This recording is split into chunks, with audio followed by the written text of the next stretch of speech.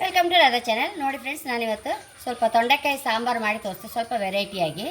ಯಾವಾಗಲೂ ಒಂದೇ ಥರ ಮಸಾಲೆ ಹಾಕಿ ಹುಳಿ ಮಾಡೋದು ಅಥವಾ ಪಲ್ಯ ಮಾಡೋದು ಹಾಗಿತ್ತಲ್ಲ, ಇದೊಂದು ಸ್ವಲ್ಪ ವೆರೈಟಿಯಾಗಿ ಒಂದು ಸಾಂಬಾರು ಮಾಡಿ ತೋರಿಸ್ತೆ. ಫಸ್ಟ್ ಇದನ್ನು ಕತ್ತರಿಸ್ಕೊಂಡುತ್ತೆ ಇಟ್ಕೊಂಡಿದೆ.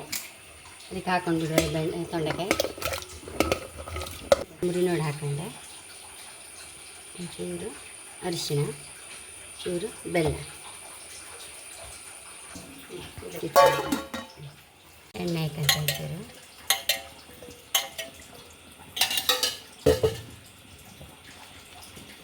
ಮೆಣಸು ನೋಡು, 1 ಟೇಬಲ್ ಚಮಚ ಫಸ್ಟ್ ತೊಗರಿಬೇಳೆ ಹಾಕೊಂಡಿದೆ, ಬೇವಿನ ಎಲೆ ಹಾಕೊಂಡಿದೆ,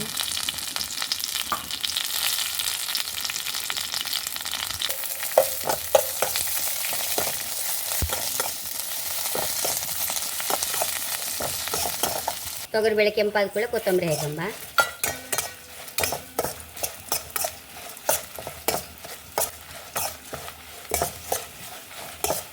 ಒಂದು ಕಪ್ಪ ಫಸ್ಟ್ ಕಾಯಿ ಹಾಕಂತ ಇದ್ದೆ, ಅದನ್ನು ಚೂರು ಹುರ್ಕೊಂಬ,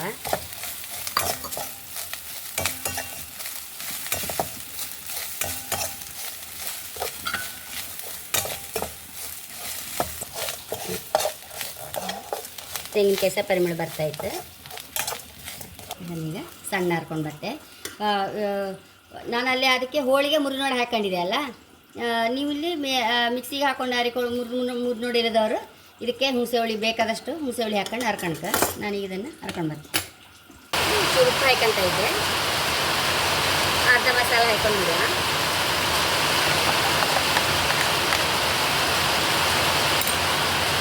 ಹಾಕೊಂಡೆ. ಕುದಿ ಬಂದು ಹುಳಿ ರೆಡಿ ನಮ್ಮದು. ಬೌಲಿಗೆ ಹಾಕೊಂಬ, ಬೌಲಿಗೆ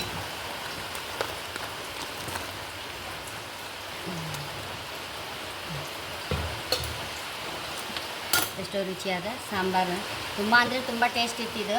ಹಾಗೆ ಅನ್ನಕ್ಕೆ ನಮಗೆ ಎಲ್ಲ ದೋಸೆ ಎಲ್ಲ ಸಹ ಲಾಯ್ಕ್ ಆಗುತ್ತೆ. ಬೇರೆ ಥರ ಪರಿಮಳ, ತೊಗರಿಬೇಳೆ ಹುರಿದು ಹಾಕೋಯಿ. ಹಾಗೆ ನನ್ನ ಚಾನಲ್ ಇಷ್ಟ ಸಬ್ಸ್ಕ್ರೈಬ್ ಮಾಡಿ, ಲೈಕ್ ಮಾಡಿ, ಕಾಮೆಂಟ್ ಮಾಡೋದಂತ ಮೊದಲೇ ಬಿಡಿ. Thank you.